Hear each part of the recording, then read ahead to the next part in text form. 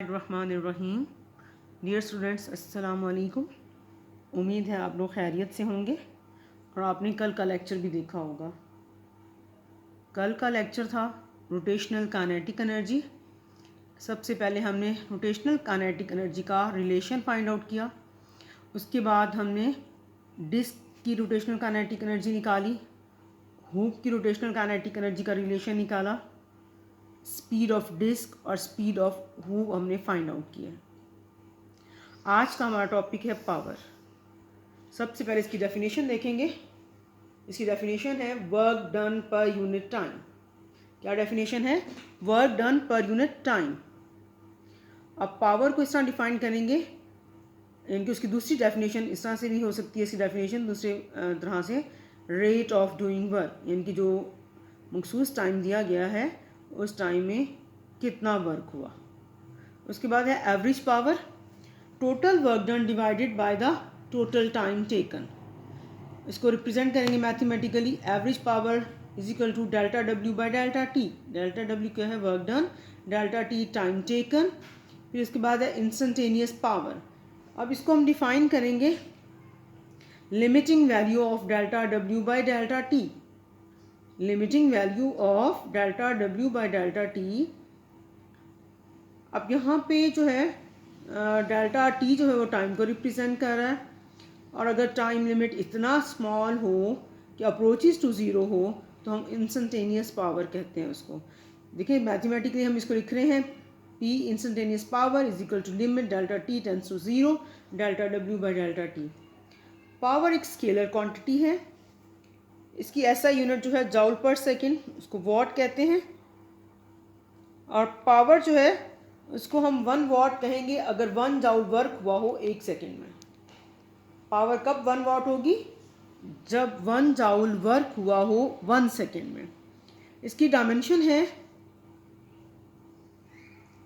m mess, length का square, t time की power -3।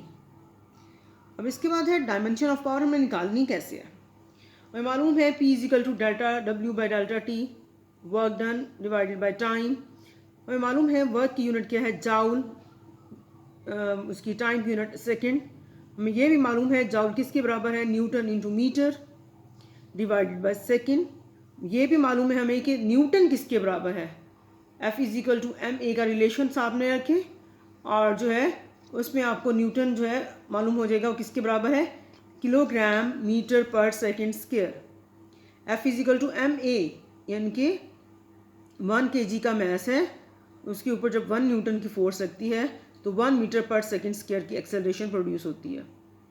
और साथ में देखिए ये वाला m मीटर लिख दिया और ये वाला सेकेंड ये आ गया। अब क्या बन गए?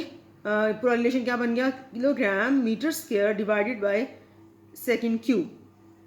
अब इसको लिखेंगे इस फॉर्म में, किलोग्राम मैस, ये लेंथ और ये टाइम। तो हमारे पास ये डायमेंशन आ गई है पावर की। इसके बाद हम एक रिलेशन देखेंगे, उसको प्रूव करना है हमने, यानी कि हमने प्रूव करना है कि फोर्स और वेलोसिटी का रिलेशन जो है वो पावर के बराबर है। यानी कि power is a dot product of force and velocity. हमें मालूम है कि P is equal to limit delta T tends to zero delta W by delta T is equal to limit delta T tends to zero. तो हमें मालूम है work done किसके बराबर होता है? Force into displacement. तो हमने यहाँ लिख दिया वर्क डन की जगह F dot delta D by delta T. F बाहर निकालें तो लिमिट लगा देंगे delta D by delta T के साथ, और ये सारा रिलेशन बन जाएगा V, velocity. Rate of change of displacement is called velocity. तो हम यहाँ पे लिखेंगे P is equal to F dot V, यानी कि F और ये वाला सारा प्रोडक्ट वेलोसिटी है तो डॉट V, यानी कि पावर जो है वो डॉट प्रोडक्ट है फोर्स एंड वेलोसिटी का। इसके बाद हम न्यूमेरिकल देखते हैं। न्यूमेरिकल जो है उसकी स्टेटमेंट है, a force of 400 Newton is required to overcome road friction and air resistance in propelling an automobile at 80 km per hour. What power kilowatt must the engine develop? क्या है कि एक फोर्स है 400 Newton की वो required है road friction को overcome करने के लिए, और एयर रेजिस्टेंस एक ऑटोमोबाइल को चलाने के लिए उसका स्पीड जो है, उसकी वेलोसिटी जो है 80 किलोमीटर पर आवर है।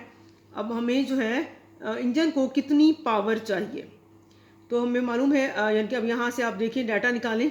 डाटा क्या है कि फोर्स 400 न्यूटन, वेलोसिटी क्या है 80 किलोमीटर पर आवर। अब हमने इसको छोटी यूनिट में चेंज करना है, किलोमीटर से मीटर में जाएंगे और आवर से सेकेंड्स में चले जाएंगे। 80 आपको मालूम है कि 1 किलोमीटर में 1000 मीटर होते हैं, इस वजह से 1000 से मल्टीप्लाई कर दिया है। आवर्स जो है एक आवर में 60 मिनट्स होते हैं, 1 मिनट में 60 सेकेंड्स होते हैं, इस वजह से हमने 60 × 60 लिख दिया। ये सारा आप जब कैलकुलेट कर लेंगी तो आपका आंसर आएगा 22.22 मीटर पर सेकेंड। हमने पावर फाइंड आउट करनी है। पावर हमें मालूम है क्या रिलेशन है, एफ वी कॉस थीटा, और यहाँ पे फोर्स और वेलोसिटी के दरमियान जो है डायरेक्शन इस तरह की डायरेक्शन है, यानी कि सेम डायरेक्शन में है। एंगल जो है फोर्स और वेलोसिटी के दरमियान जो एंगल बनेगा वो 0 डिग्री होगा, और आपको मालूम है cos 0 degree is equal to 1, इसलिए F V cos 0 is equal to F V, यानी cos 0 1 के बराबर है। अब यहाँ पे जो है पुट करेंगे हम ये पावर के रिलेशन में सारी values. P is equal to force है, फोर्स की वैल्यू है 400 इंटू वेलोसिटी क्या है 22.22 इज इक्वल टू, इस सबको हम मल्टीप्लाई करेंगे जब तो लिखेंगे, इसका आंसर आएगा 8880 वॉट। हमें उन्होंने कहा है कि किलो वॉट में आपने पावर निकालनी है। किलो वॉट में निकालने के लिए जो है हम इस तरह से करेंगे कि पॉइंट जो है ले जाएंगे 8.88 करके इंटू 10⁻³ इनके हमने इसको 1000 से मल्टीप्लाई भी कर दिया, 1000 से डिवाइड कर दिया, is equal to 8.9 kilo watt. क्योंकि आपको पता है किलो किसके बराबर होता है 1000 के, तो ये 10⁻³ किलो को रिप्रेजेंट कर रहा है, तो 8.9 राउंड ऑफ करके लिख दिया इसको, किलो वॉट इसका आंसर है। इसके बाद नेक्स्ट क्वेश्चन है, इसका जो है नेक्स्ट क्वेश्चन की statement, a 70 kg man runs up a long flight of stairs in 4 seconds. The vertical height of the stairs is 4.5 meter. Calculate its power output in watts. क्या statement है कि एक man है जिसका जो है मास जो है वो 70 kg है, और वो जो है उसकी जो runs up a long flight of stairs in 4 second में उसकी फ्लाइट है। स्टेयर्स द वर्टिकल हाइट उसकी कितनी है स्टेयर्स की 4.5 मीटर है। देखें और मास कितना है 70 kg, टाइम हमारे पास 4 सेकेंड दिया हुआ है, हाइट हमारे पास 4.5 मीटर है। हमने मालूम क्या करना है पावर। हमें मालूम है कि पावर का फॉर्मूला क्या है, power is equal to W/T, work over time. तो वर्क को हम यहाँ लिखेंगे mgh divided by T। mgh, m mass, g gravitational acceleration, h उसकी हाइट। मैस कितना है हमारे पास 70, g की वैल्यू फिक्स है 9.8 मीटर पर सेकेंड स्क्वायर, और h की वैल्यू है 4.5 मीटर, और टाइम हमारे पास है 4 सेकेंड। जब इसको मल्टीप्लाई करेंगे इन तीनों को तो 3087 डिवाइडेड बाई 4, अब जब 4 से डिवाइड करेंगे तो हमारे पास आंसर आएगा 771.5 वॉट। और जब जो है इसको पॉइंट को उधर ले जाएंगे कि किलो वॉट में आंसर आ जाएगा 7.77 10⁻³ वॉट, यानी कि 7.7 जो है किलो वॉट इसका आंसर है। यानी कि जो है पावर जो हमने कैलकुलेट की है, पावर आउटपुट जो है वो है 7.7 किलो वॉट, या इसको अगर हम लिखें 7.7 इंटू 10⁻³ वॉट्स, हमें आंसर किस में देना है वॉट में, किलो वॉट में नहीं देना, तो हम इसको लिखेंगे 7.7 इंटू 10⁻³ वॉट। ये इसका आंसर था। अब देखिए दो मैंने आपको न्यूमेरिकल्स करा दिए हैं, दोनों न्यूमेरिकल्स जो है पावर से रिलेटेड है। आज हमने पावर का रिलेटेड जो है पावर का आज हमने जो है टॉपिक पढ़ा है, तो उसी से रिलेटेड हमने ये दो शॉर्ट क्वेश्चन किए हैं।